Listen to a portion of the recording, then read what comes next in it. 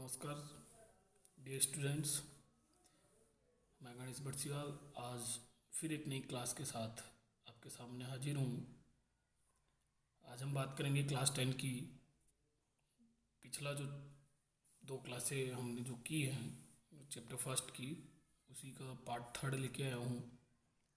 हमने हम एक बार रिवाइज कर लेते हैं कि हमने जो है चैप्टर फर्स्ट का class first and class second का जो पार्ट रहा उसमें हमने किस प्रकार जो है क्या क्या पढ़ा, वो एक बार वापस हम रिवाइज करते हुए फिर स्टार्ट करेंगे चैप्टर फर्स्ट का पार्ट थर्ड। तो शुरुआत करते हैं हमने जो है चैप्टर फर्स्ट ग्लोरियस इंडिया यानी गौरवशाली भारत बिगनिंग टू 1206 AD, यहाँ से हमने ये जो चैप्टर था आपका इतिहास का चैप्टर है और हम भारत की जो है महाजनपद कालीन व्यवस्था के बारे में पढ़ते हैं। इसके बारे में कि भारत किस प्रकार जो है विश्व गुरु था, किस प्रकार जो है वो गोल्डन बर्ड कहलाया और किस प्रकार उसमें जो है वसुधैव कुटुंबकम की जो भावना रही और किस प्रकार जो है wishing welfare and health of all की भावना जो थी, सर्वे भवन्तु सुखिनः सर्वे सन्तु निरामया की जो भावना थी भारत में, और ये जो आदर्श थे, इसके साथ हमने शुरू किया था कि आर्कियोलॉजिकल साइट्स में हमें कई चीज़ें ऐसे देखने को मिली जिससे कि भारत का जो व्यापार था या भारत का जो कल्चरल रिलेशनशिप जो था वो आउटर इंडिया के पास के जो देश थे यानी भारत से बाहर के या भारत के नज़दीकी जो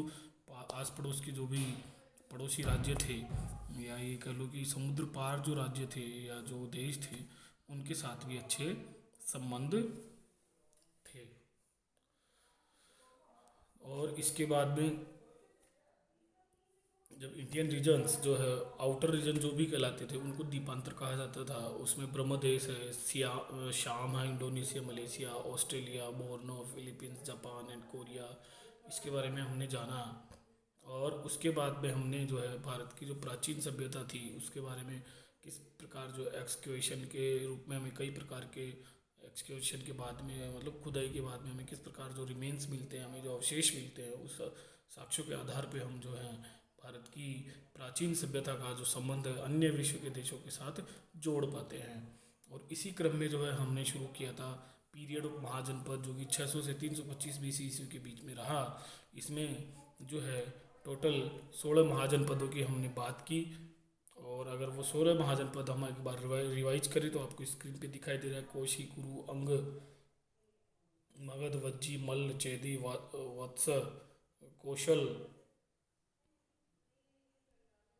पांचाल, ये मुख्य 10 थे। और आगे की स्लाइड में आपको बाकी के 6 मत्स्य, सूरसेन, अश्क, अवंती एंड आपका जो है 15 में गांधार और कंबोज। एक स्टूडेंट ने जो है पिछली क्लास के कमेंट में लिखा था, राहुल यादव नाम है उनका, उन्होंने लिखा था कि सूरसेन जो है वो जनपद है या महाजनपद। तो सूरसेन जो है वो महाजनपद में आता है और इसकी जो कैपिटल थी वो मथुरा इसकी राजधानी थी उस समय। तो ये कंसेप्ट क्लियर रखें कि सूरसेन जो था यहाँ पे जो है थोड़ा हो सकता है आपको अलग दिखाई दे, इसमें कोई मिस्टेक वाली ज़्यादा टेंशन वाली बात नहीं है। तो सूरसेन एक महाजनपद है और ये जो है इसकी हाँ, तो सूरसेन जो है सूरसेन की अगर हम बात करते हैं जो कि आपको स्क्रीन पे 12वें नंबर पे दिख रहा है, ये एक महाजनपद है और इसकी कैपिटल क्या है मथुरा, इसलिए कंसेप्ट क्लियर रखें।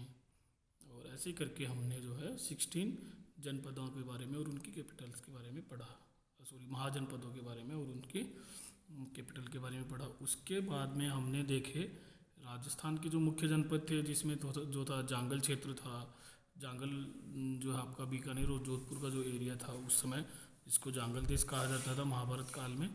और जो है ये इसके बाद में हमने जो है दूसरा जो था राजस्थान में वो मत्स्य जनपद, आपके अलवर के आसपास वाला क्षेत्र जो है जयपुर के आसपास का जो क्षेत्र है, यानी जयपुर जो मेन सिटी है या जयपुर जो ग्रामीण है उसके आसपास का अराउंड, जैसे बेरहाट के आगे अगर हम चलते हैं विराटनगर के आगे जो अलवर वाला जो पोर्शन है उसको मूल रूप से जो है मत्स्य जनपद में माना जाता है। और उसके बाद में हमने सूरसेन जनपद के बारे में बात की थी, जो कि आपका जो मॉडर्न ब्रज रीजन है यानी आधुनिक जो ब्रज क्षेत्र है उसको जो है सूरसेन के अंदर माना गया था और इसकी कैपिटल जो है मथुरा मानी गई थी। ये सिर्फ राजस्थान के स्तर पर जब हम बात करें तो ये जनपद कहला रहा है। अगर हम ओवरऑल अगर हम बात करते हैं 16 महाजनपदों की बात करते हैं तो सूरसेन वहाँ पे शामिल होता है, इसलिए कंफ्यूज नहीं होना है। आगे हम देखते हैं सिवी हमने देखा, और सिवी को जो है Shivpur was the capital of Sivi. Shivpur जो था सिवी का कैपिटल, सिवी जो जनपद था उसका कैपिटल था, उसकी जो राजधानी थी। और सुसेन वहाँ and the king Sushen defeated it with other caste in the battle of 10 Kings. 10 राजाओं की जो लड़ाई हुई उसमें सुसेन नाम के राजा ने उन सबको हरा के सिवी के ऊपर अपना कब्जा जमाया, अपना राज्य जमाया और शिवपुर वहाँ की राजधानी बनी। और अगर हम बात करें कि सिवी जो क्षेत्र है या शिवपुर जो क्षेत्र है वो प्रेजेंट टाइम में कहाँ है, तो वो पाकिस्तान में जो शेरकोटा क्षेत्र है या एरिया है वो आपका सिवी या शिवपुर क्षेत्र कहलाता है प्रेजेंट डे में। आगे हमने जो है उसके बाद में मौर्य डायनेस्टी पढ़ा। मौर्य डायनेस्टी में हमने जो है उसकी स्थापना पढ़ी कि किस प्रकार जो है घनानंद अंतिम राज्य रहा नंदवंश का, और किस प्रकार जो है चाणक्य की सहायता से चंद्रगुप्त आता है और चंद्रगुप्त आके और जो है नंदवंश का जो अंतिम सम्राट है घनानंद उसको हराता है अपने गुरु चाणक्य की सहायता से। और उसके बाद चंद्रगुप्त मौर्य जो है उसने मौर्य वंश यानी मौर्य डायनेस्टी की स्थापना की, जो कि चंद्रगुप्त का जो राज है वो 322 से 298 ईस्वी तक चला। उसके बाद में जो है चंद्रगुप्त के बाद में बिंदुसार आता है, और बिंदुसार जो है 298 से लेके 272 बीसी तक इसका शासन रहा। और बिंदुसार के बाद में अगर हम देखें जो कि एक बहुत ही महत्वपूर्ण शासक रहा वो था अशोका, द ग्रेट अशोका, जिसे हम अशोक महान के नाम से भी जानते हैं। और इसका काल जो कहलाता है वो 273 से लेके 232 बीसी तक कहलाता है। और अशोका के बाद में हमने इसका कलिंग वार के बारे में जानकारी ली कि किस प्रकार जो है अशोका ने कलिंग वार के समय वो द्रवित हुआ, और जो रक्तपात उस कलिंग वार में हुआ, कलिंग मतलब प्रेजेंट टाइम का उड़ीसा, वो कलिंग क्षेत्र कहलाता है। तो इस प्रकार जो हमने अशोका का पूरा करियर पढ़ा, उसके बाद में किस प्रकार वो कलिंग पे वार करता है, किस प्रकार वहाँ हजारों लाखों सैनिक मारे जाते हैं और उससे जो है उसका मन बदल जाता है और वो जो है शिव धर्म को मानने वाला जो अनुयायी था वो जो है बौद्ध धर्म की तरफ झुकता है और बौद्ध धर्म को अपना लेता है। उसके बारे में हमने अशोका धर्म के बारे में पढ़ा कि अशोका का धर्म जो है वो क्या कहलाता है, क्या क्या कहता है, किस तरीके से रहना चाहिए, गुरु का आदर करना चाहिए, बड़ों का आदर करना चाहिए, माता पिता की सेवा करनी चाहिए, ये सारे उसके टीचिंग मेथड थे वो अशोका धर्म के। और उसके बाद में हमने कई प्रकार के उसके एविडेंस के रूप में कि उस समय कैसे उसने क्या क्या कहाँ कुछ किया उसकी जानकारी हमें अलग अलग पिलर एडिक्ट से यानी स्तंभ लेखन के द्वारा मिलती है। उसके बाद में हमने धम्म महामंत्र, आज हम शुरुआत करते हैं तीसरी जो क्लास है आपका पार्ट 3 चैप्टर 1 का, वो शुरुआत करेंगे हम धम्म महामंत्रात से। तो इस बात का हमने रिवीजन किया पिछली क्लास का, पिछली दो जो आपकी क्लासेस हुई चैप्टर 1 की उसका रिवीजन करते हुए हम आज चल रहे हैं क्लास 3 की ओर। और हम सबसे पहले बात करेंगे धम्म महामंत्र यानी धम्म महामंत्र, ये इधर आपको दिख रहा है।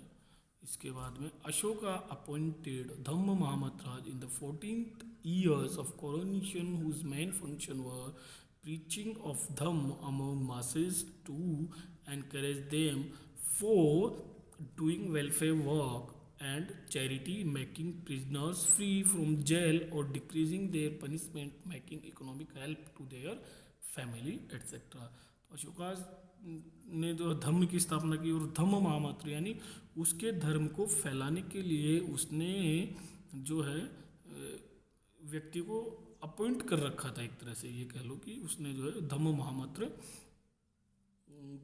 जो उसने नया धर्म जो अपनाया था उसको पूरी अपने आसपास के क्षेत्र में फैलाने के लिए जो है उसको धम्म महामंत्रों को उसने नियुक्ति दे रखी थी। और उनका काम क्या था, whose main functions were preaching of Dhamma among masses। पहला काम क्या था, देखिए ये आपके क्वेश्चन सीधा बनता है क्लास कि जो धम्म महामंत्र है उसका क्या काम था, फंक्शंस क्या क्या थे, आपको फंक्शंस पूछ ले कि what are the functions of dhamma mahamantra of Ashoka, then you can say in the answer first one is preaching of dhamma among the masses. यहाँ ये लिखा है कि जनता के बीच में धम्म का प्रचार करना। यहाँ धम्म का मतलब है धर्म का प्रचार। अशोक ने जो नया धर्म प्रतिपादित किया कलिंग वार के बाद में, उसका प्रचार प्रसार जनता के अंदर करना। दूसरा, to encourage them for doing welfare work and charity. क्यों करना, मतलब जनता में करना है, लेकिन क्यों करना है, इसलिए करना है ताकि उनको उत्साहवर्धन कर सके। किसके लिए, for doing welfare and charity, यानी चैरिटी और अच्छे कर्म करने के लिए, यानी दान और सुकर्म करने के लिए, उनको प्रोत्साहित करने के लिए वो धर्म को जनता में फैलाए। Making prisoner free from jail और decreasing their punishment, making economic help to their family etcetera. अब जो प्रिजनर हैं, जो कैदी हैं, जो जेल में कैद है, उनकी सज़ा या तो कम करना या उसको उनको माफ़ कर देना उनकी सज़ा, या उसकी सज़ा जो है वो कम कर देना, और उनके जो है उनके परिवारों की आर्थिक सहायता करना। ये काम धम्म महामात्र के थे। तो आपको धम्म महामात्र में सीधी सीधी बात ये आएगी कि धम्म महामात्र के फंक्शंस क्या क्या हैं, मतलब उनके काम क्या हैं, what are the functions of dhamma mahamantra. तो आपको लिखना है कि preaching of dhamma among masses, to encourage them for doing welfare work and charity, and about prisoners. ये आप लिखोगे तो आपको नंबर पूरे मिलेंगे। अब हम बात करते हैं एडिक्ट्स। एडिक्ट्स का मतलब होता है कि ये एक अपने बारे में जो है पत्थरों के ऊपर, शिलालेख के ऊपर, चट्टानों के ऊपर या केव्स में कुछ ना कुछ लिखवाना, या अपनी जानकारी के अनुसार, या आपने जो काम किया, क्योंकि उस समय कागज़ पेन, ये इंक, ये इंटरनेट का ज़माना नहीं था, इसलिए उस समय के राजा जो है अपनी याद में या अपने द्वारा किए गए कामों को या अपने द्वारा किए गए विशेष जो भी कार्य थे उनको वो लिखवाते थे। तो ये इनकी एडिट की शुरुआत जो है एडिट्स की, वो अशोका ने की थी, ऐसा माना जाता है। और इसको हम जो है स्तंभ लेखन भी कह सकते हैं, उसको जो है शिलालेख भी हम कह सकते हैं।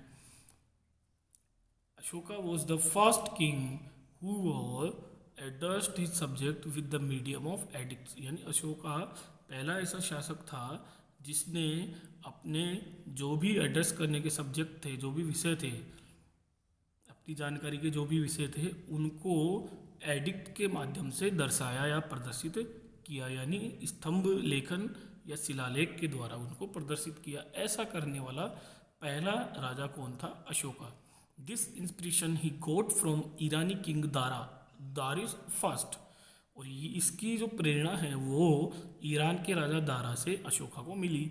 Most of his edicts received from north west India, Mansehra, Shahbazgarhi, ये जगह का नाम है। तो यहाँ से जो है अधिकांश जो अशोका के एडिक्ट्स हैं वो मिलते हैं, जो कि नॉर्थ वेस्ट इंडिया में एक क्षेत्र है, मनसेरा, शाहबाज ग्रही के अंदर इनके एडिक्ट्स हमें अशोका को देखने को मिलते हैं। आर इन खरोष्टी स्क्रिप्ट, यानी ये खरोष्टी लिपि के अंदर लिखा गया है। तो आपको जो है एक क्वेश्चन बनता है कि अशोका के जितने भी एडिक्ट हैं, यानी जितने भी स्तंभ लेखन हैं, जितने भी शिलालेख हैं, वो किस लिपि में, किस स्क्रिप्ट में लिखा गया। तो हम लिखेंगे कि all the edicts of Ashoka are written in Kharosthi script, यानी अशोका के जो भी एडिक्ट्स हैं वो खरोष्टी लिपि में या खरोष्टी स्क्रिप्ट में लिखा गया है। इस बात का आपको विशेष ध्यान रखना है, क्योंकि ये एक एक नंबर का क्वेश्चन आपके बन जाता है।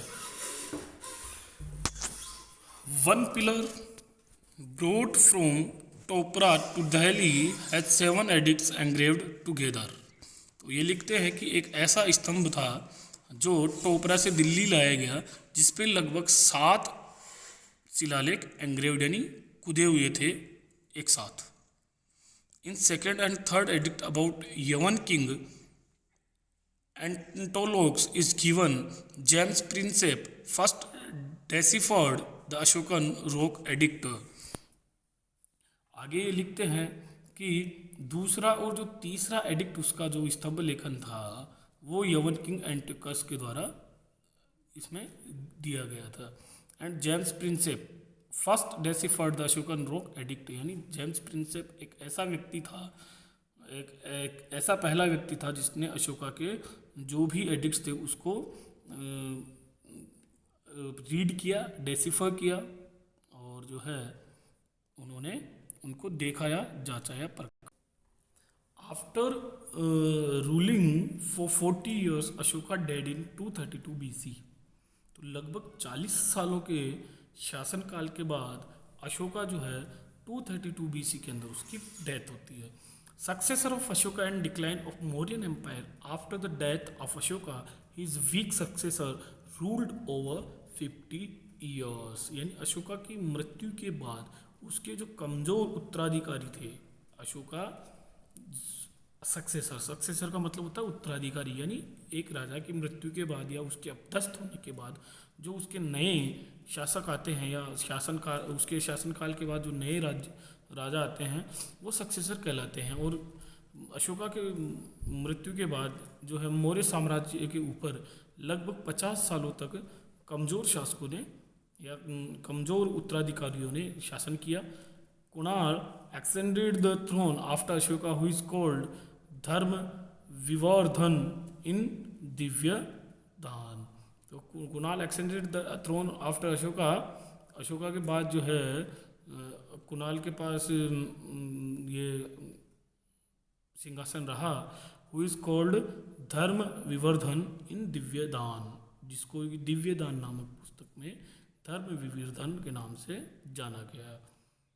According to Rajatarangini Jalauka was the ruler of Kashmir in that period. और कल्हण ने जो राजतरंगिणी लिखी उसमें लिखा गया है, उसमें ये उसके अनुसार ये कहा जाता है कि उस समय उस दौरान जो है कश्मीर का राजा जलोक था।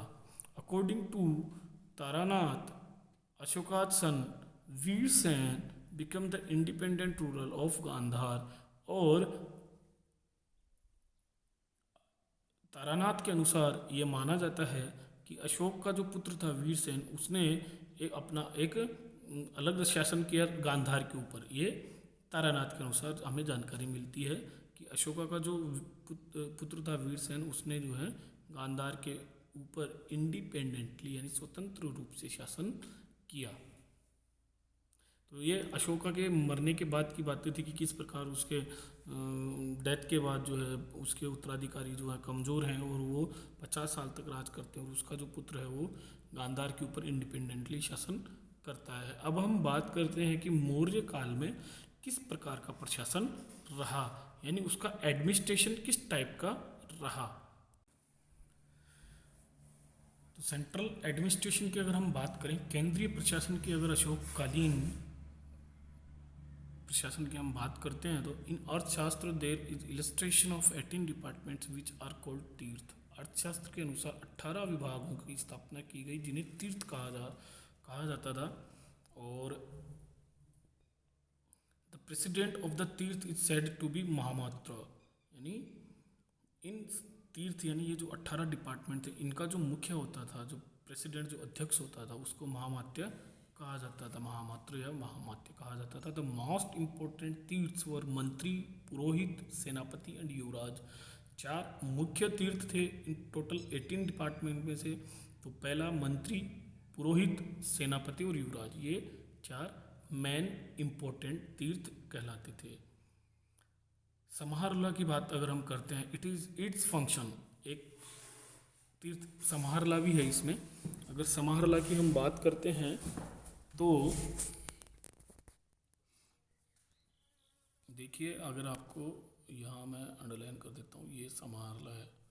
इसके अकॉर्डिंग अगर हम देखते हैं, its function was to collect revenue, keeping details of income and expenditure, preparing annual budget.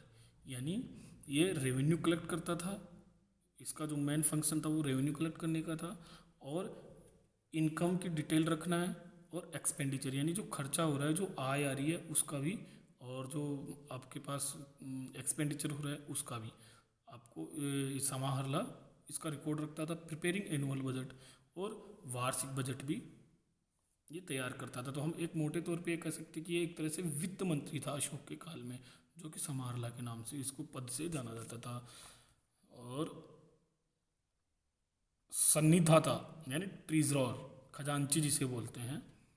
Manufacturing of treasury and granary in different departments of empire, यानी जो साम्राज्य था, एम्पायर जो था, उसके अलग अलग विभागों के अंदर ट्रेजरी, खजाने और ग्रेनरी, अन्न भंडार बनाने का कार्य जो था ट्रेजर का था, खजांची का था। In Arthashastra 26 head of the departments is mentioned like treasure, शीताध्यक्ष।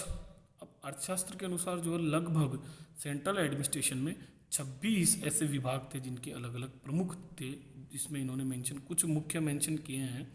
Treasurer यानी खजांची, शीताध्यक्ष एग्रीकल्चर, पन्याध्यक्ष ट्रेड व्यापार से रिलेटेड था, और शीताध्यक्ष जो था एग्रीकल्चर से रिलेटेड था।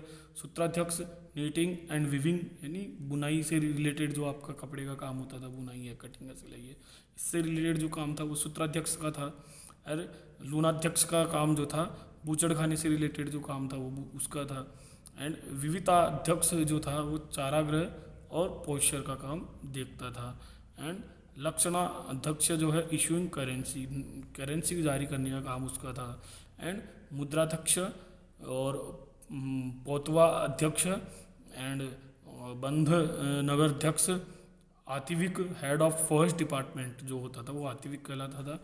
ये ऐसे कई प्रकार के डिपार्टमेंट थे जो जिनको टोटल 26 भागों में बांटा गया था। Yukta and low cadre servants were in the control of Upayukta, Mahamatya and president, अध्यक्ष। और जो युक्ता जैसे लो कैडर के जो भी सर्वेंट थे, जो भी नौकर थे, वो उपायुक्त, महामात्य और अध्यक्ष के नियंत्रण में काम करते थे, उनके अनुसार वो क्रिया करते थे। अब हम बात करते हैं, ये तो हमने बात की सेंट्रल एडमिनिस्ट्रेशन की।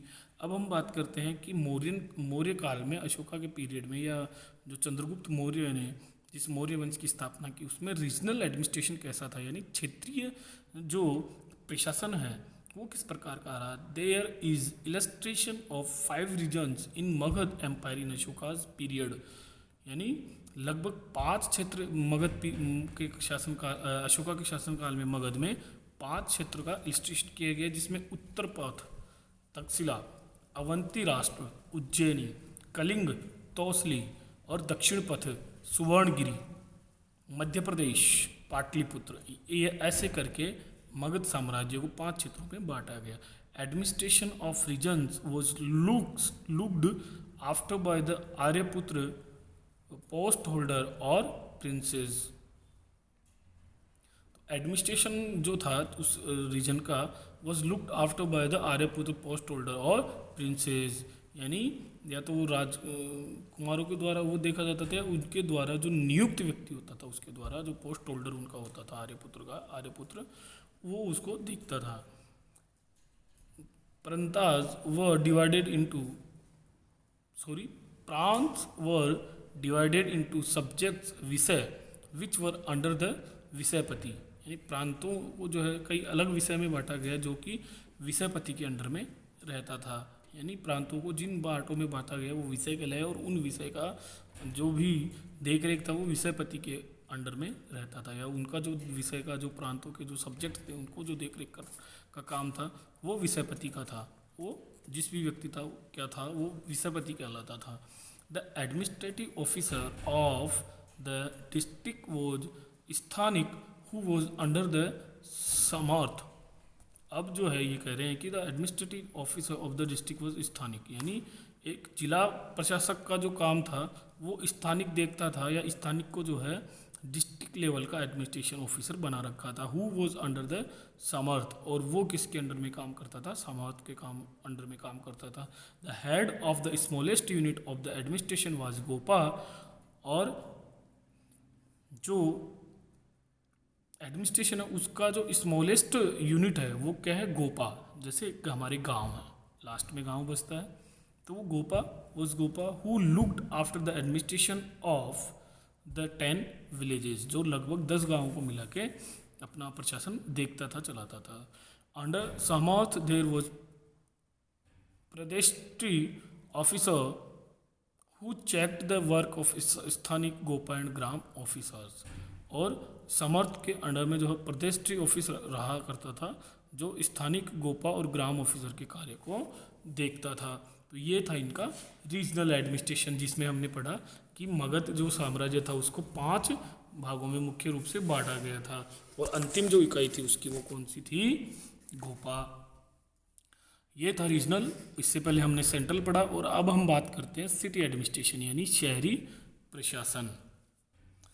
तो अगर हम शहरी प्रशासन के बारे में बात करें, according to Megasthenes, city administration was managed by mandal of 30 members. यानी मेगास्थनीज के अनुसार जो है उस समय का जो मौर्य शासनकाल के दौरान जो सिटी एडमिनिस्ट्रेशन था वो लगभग 30 सदस्यों के मंडल के द्वारा प्रबंध किया जाता था पूरे शहर का प्रशासन, विच वॉज डिवाइडेड इंटू 6 समिति, जिनको जो है 6 समितियों में बांटा गया। फर्स्ट समिति ऑब्जर्वेशन ऑफ शिल्पीज, शिल्पियों के का जो ऑब्जर्वेशन करना, यानी जो कलाकार थे वो जो कलाकार नहीं, कलाकार ही कह सकते हो आप उनको, शिल्पी का मतलब शिल्पकार जो थे उनका ऑब्जर्वेशन करना। सेकेंड समिति looking after of foreigners, foreigners का जो भी विदेशी आते थे, कहाँ जाते थे, क्या करते थे, उनका जो देख रेख है वो सारा दूसरे नंबर की समिति देखती थी। थर्ड समिति, तीसरे नंबर की जो समिति थी वो maintaining record of death and birth, यानी जन्म और मृत्यु का जो भी रिकॉर्ड था उसको मेंटेन करने का काम था। फोर्थ जो समिति है लुकिंग आफ्टर ट्रेड कॉमर्स, यानी ट्रेड एंड कॉमर्स, व्यापार और वाणिज्य को देखती थी फोर्थ समिति। फिफ्थ समिति inspection of selling of manufacture goods, यानी जो सामान बेचा जा रहा था उसका इंस्पेक्शन, उसकी जांच करना, उसकी जो है जांच पड़ताल करके कहीं भाई कोई गलत तो नहीं बेच रहा है, कोई जो है खराब सामान तो नहीं बेच रहा है, उसके इंस्पेक्शन के लिए जो है फिफ्थ समिति रखी जाती थी। And sixth samiti recovery in the form of sale tax of 1/10 of the sale. और जो सिक्स समिति थी वो सबसे महत्वपूर्ण मानी जाती थी, क्योंकि वो रिकवरी करती थी टैक्स के रूप में, सेल टैक्स के रूप में, यानी जो अपना आपका बेचान शुल्क है उसके ऊपर 1/10 जो हिस्सा था वो सेल टैक्स के रूप में रिकवरी का काम छठी समिति करती थी। एवरी समिति हैड 5 मेंबर्स, हर समिति में 5 मेंबर, इस प्रकार 6 समिति 30 सदस्यों की हुई, और इनके काम अलग अलग थे। अब हम बात करते हैं, हमने बात की सेंट्रल एडमिनिस्ट्रेशन की, रीजनल एडमिनिस्ट्रेशन की, और हमने बात की सिटी एडमिनिस्ट्रेशन की ऑफ मौर्य डायनेस्टी, यानी मौर्य साम्राज्य की। हमने केंद्रीय और केंद्रीय प्रशासन, क्षेत्रीय प्रशासन और शहरी प्रशासन के बारे में हमने जाना। अब हम बात करते हैं मिलिट्री मैनेजमेंट, यानी सेना का कैसा उनके पास प्रबंधन था, उसके बारे में हम देखते हैं। There was a separate department for the organization of the army, यानी सेना की स्थापना के लिए या सेना की देखरेख के लिए, देखभाल के लिए एक अलग ही विभाग था मौर्य साम्राज्य के दौरान। इट वॉज डिवाइडेड इंटू 6 समिति, इसको जो है 6 समितियों में बांटा गया। ईच समिति हैड 5 मेंबर्स, हर समिति में 5 मेंबर, वही 30 टोटल हो गए member. These samitis looked after 5 departments of the army.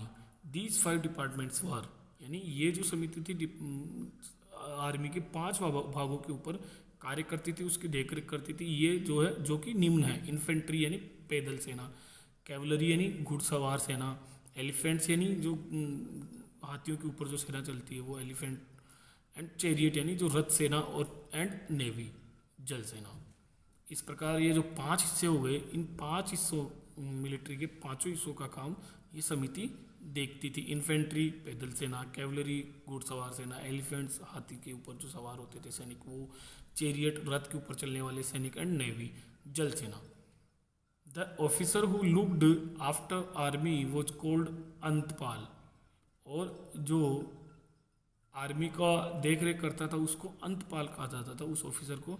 The manager of the boundaries was also Antapala, और जो सीमाओं का प्रबंधन करने वाला जो व्यक्ति होता था उसको भी अंतपाल कहा जाता था, वो भी अंतपाल ही होता था। According to Indica of Megasthenes, Chandragupta Maurya had 6 lakh infantry, यानी अगर हम बात करें कि मेगास्थनीज ने इंडिका पुस्तक लिखी और उसके विवरण के अनुसार, यानी मेगास्थनीज ने जिस प्रकार इंडिका नामक पुस्तक में विवरण किया है, तो उस अनुसार ये देखने को मिलता है हमें कि चंद्रगुप्त मौर्य के पास 6 लाख इन्फेंट्री सेना थी, यानी 6 लाख पैदल सैनिक थे। 50,000 हॉर्स राइडर्स यानी 50,000 कैवलरी घुड़सवार सैनिक थे। A huge army equipped with 9,000 elephants and 800 chariots, यानी उसके पास 6 लाख पैदल सैनिक थे, 50,000 घुड़सवार सैनिक थे और एक बहुत ही वेल इक्विप्ड यानी बहुत ही आधुनिक हथियारों से लैस 9,000 हाथी सेना थी, यानी हाथियों के ऊपर लड़ने वाले लोग थे और हाथी थे। और उसके साथ ही 800 चैरियट्स यानी 800 रथ भी उनके पास थे। तो ये इतनी विशाल आर्मी है, इतनी वास्ट आर्मी है कि इसको मैनेज करने के लिए आप सोच सकते हो कि कितने बड़े लेवल पे काम करना पड़ेगा। अब आगे हम देखते हैं जुडिशियरी सिस्टम यानी न्यायतंत्र किस प्रकार का था मौर्य साम्राज्य का। Samrat king was the highest officer of judicial administration, यानी समर्थ जो राजा होता सम्राट जो राजा होता था वो ही न्यायिक प्रशासन का सबसे बड़ा अधिकारी होता था। At lower level were gram courts, और उसके बाद में ग्राम जो न्यायालय होते थे, ग्रामीण न्यायालय वो होते थे।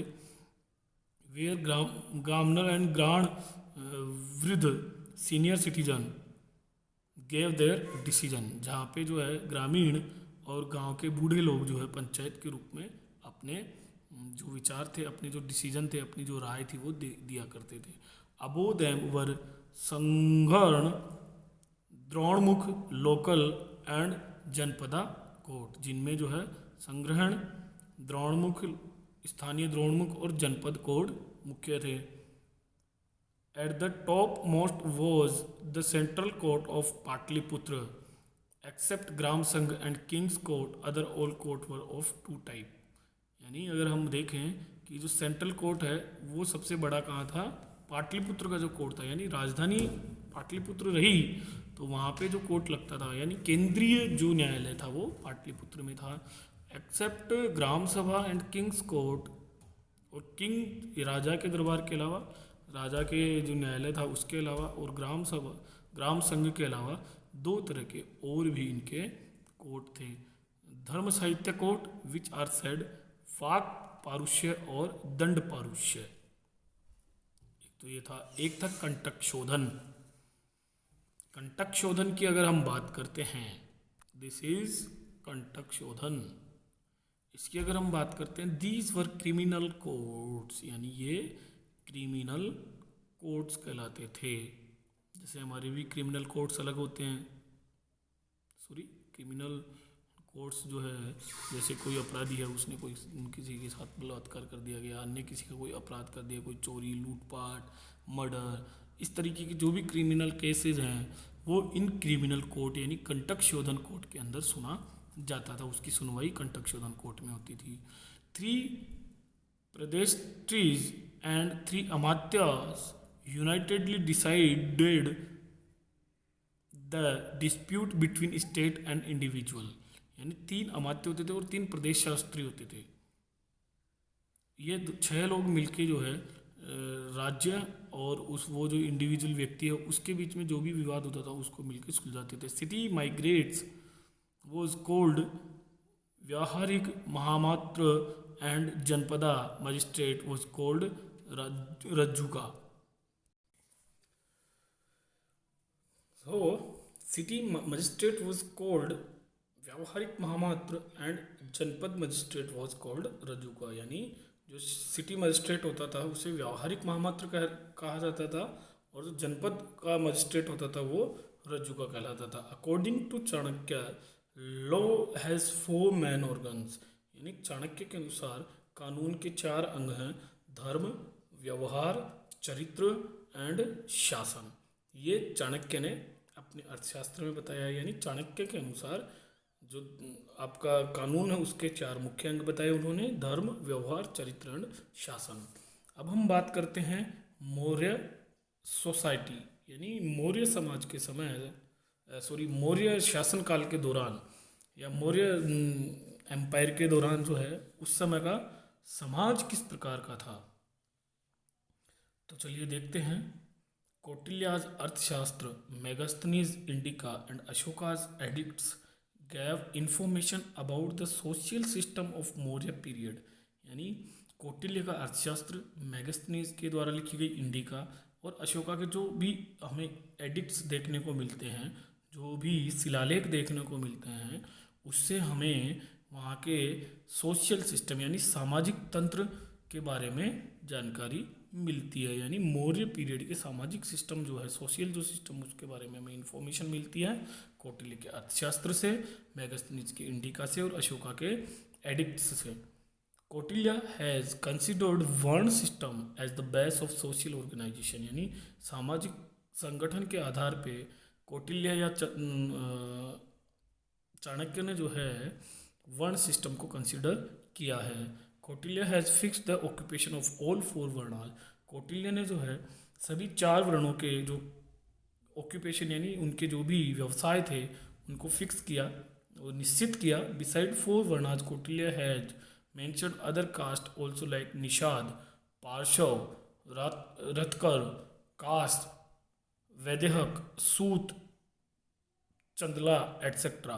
तो इन 4 वर्णों के अलावा भी कौटिल्य ने निषाद, पार्शव, रातका, काशव, वैदेशक, सूत और चांदला जैसे अन्य जातियों का भी वर्णन किया। In Megasthenes Indica classification of the Indian society is done into 7 cast.